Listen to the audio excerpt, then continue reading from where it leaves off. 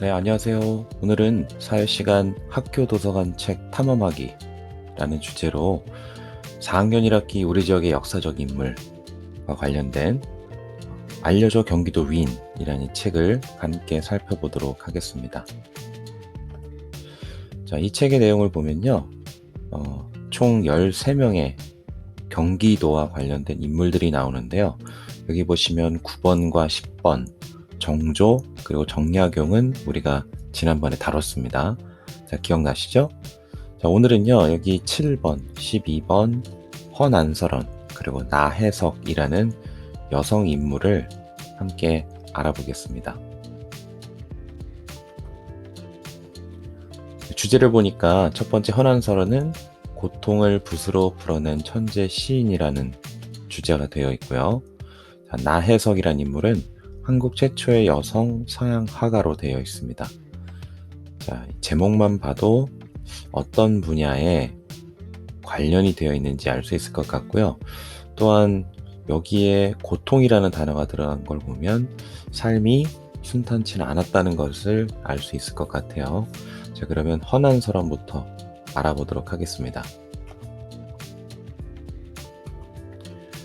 경기도 광주와 관련된 인물이고요. 경기도 광주는 우리가 살고 있는 남양주시의 아래쪽에 위치하고 있습니다. 자, 여기 북한강과 남한강이 흐르는 이 두 물줄기가 만나는 곳 두물머리고요.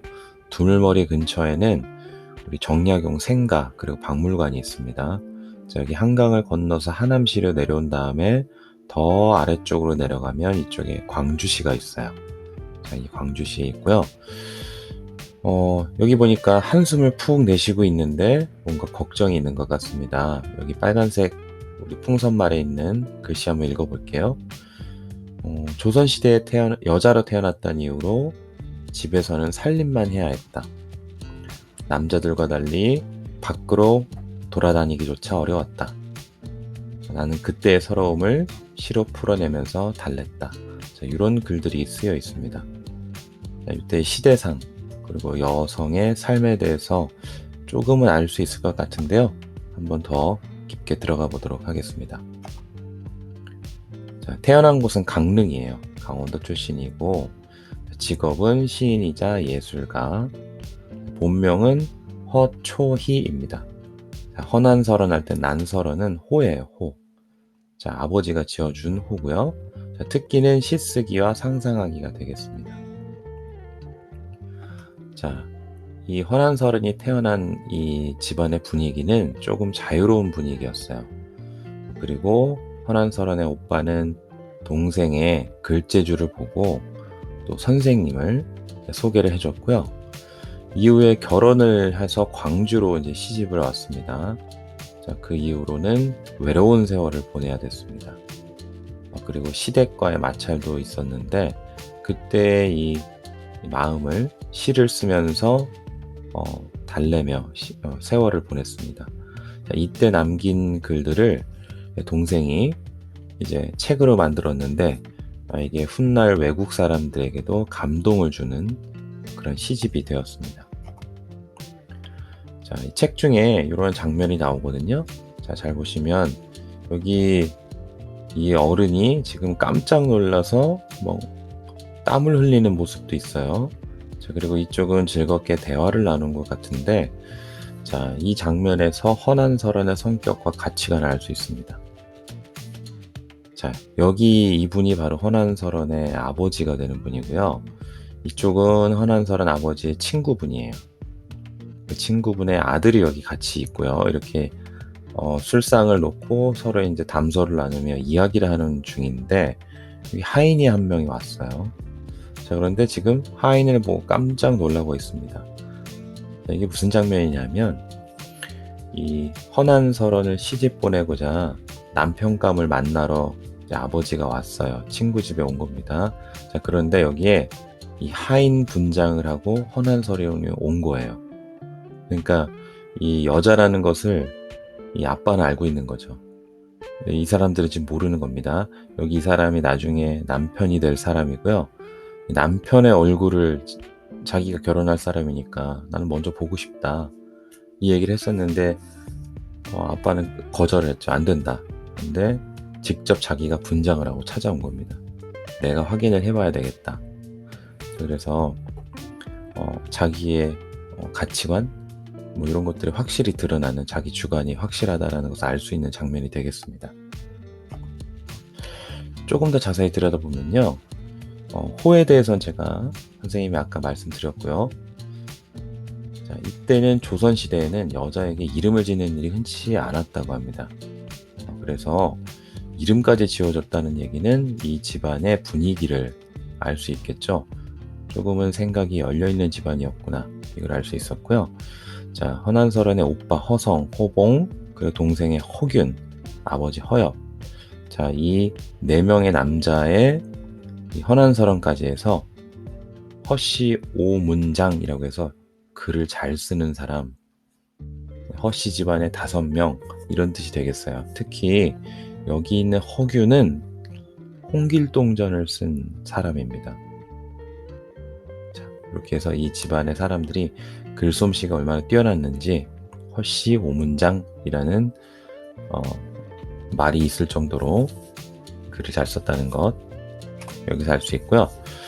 그리고 어렸을 때부터 글을 너무 잘 썼대요. 시도 잘 쓰고 8살에 시를 썼는데 이 광안전 백옥로 상량문, 이런 글을 썼어요. 이 문자가 이제 글 문자거든요. 상량문이 뭐냐면 집을 새로 짓거나 고칠 때 기록을 남기는 글인데, 여기에 자기가 이제 상상의 세계, 신선 세계에 내가 초대를 받았다라고 상상하며 글을 남긴 거예요. 8살에.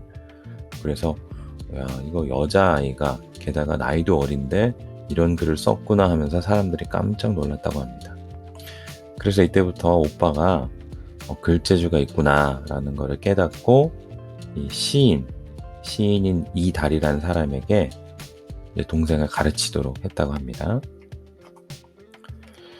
자, 이제 아까 술상을 봤던 장면에 남편이 있었잖아요. 그 남편하고 이제 15살에 결혼을 합니다.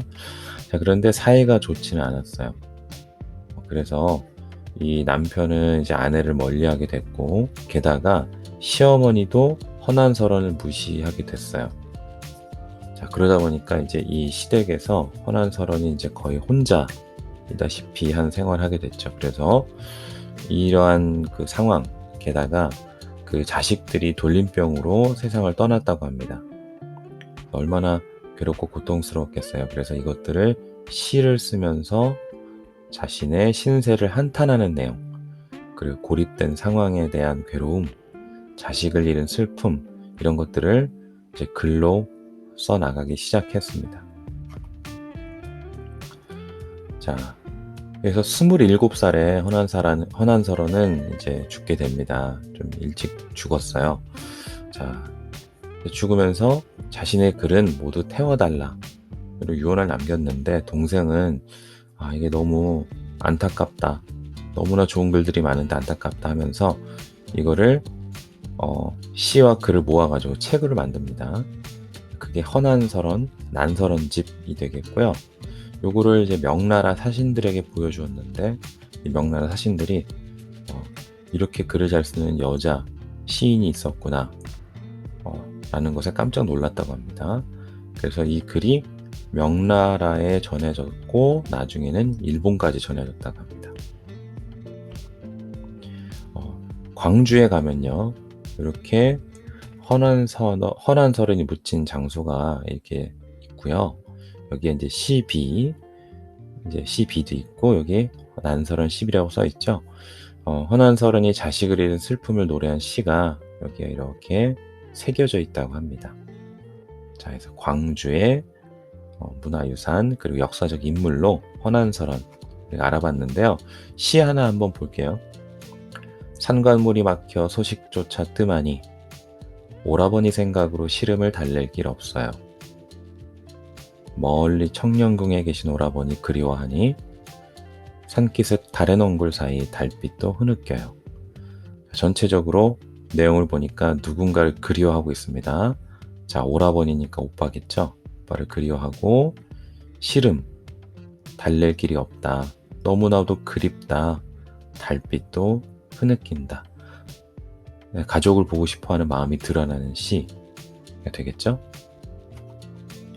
자, 요 드라마 여러분들 몇 년 전에 이제 시청을 했을 것 같은데요. 미스터 선샤인이라는 드라마였습니다. 여기 주인공으로 우리 고혜신이라는 여자 주인공이 나와요. 여기 고혜신도 조선 말에 이제 고씨 가문의 딸인데 자기 주관이 굉장히 뚜렷한 사람입니다. 게다가 이제 사대부가 양반 집안의 딸인데 의병 활동에 참여하는 거예요. 나라가 어렵다는 상황을 본인이 깨닫고, 그리고 거기에 목숨을 걸고 사명을 다하는 당차고 멋진 인물인데, 자, 요 작가가, 이 미스터 선샤인을 쓴 작가가 이 인물을 떠올리면서 혹시라도 이제 허난설원의 모습을 떠올리지 않았을까 하는 생각이 선생님이 들었던 이유는 중간에 이런 책이 나와요.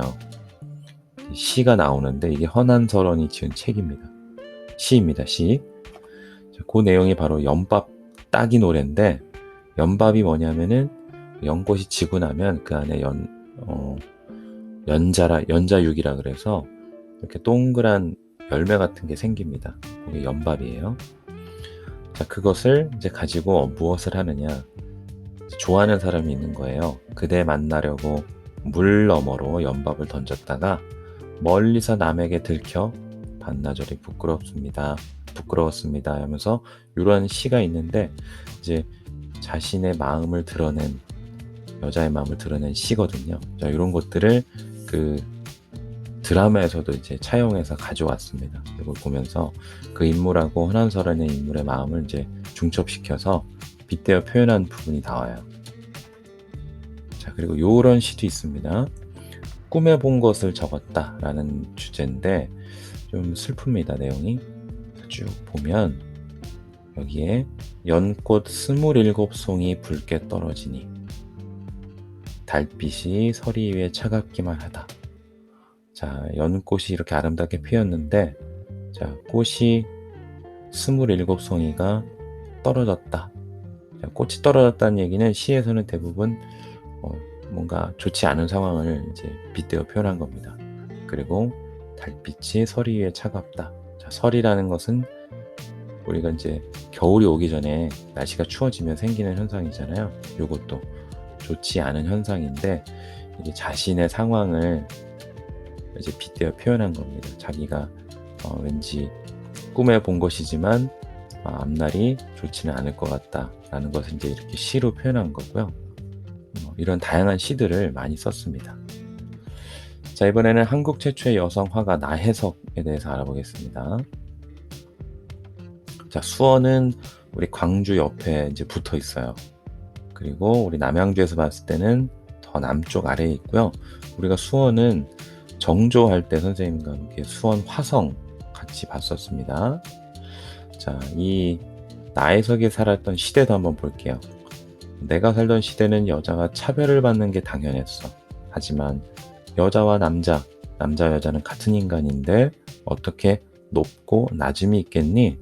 나는 예술로 그것을 비판했단다.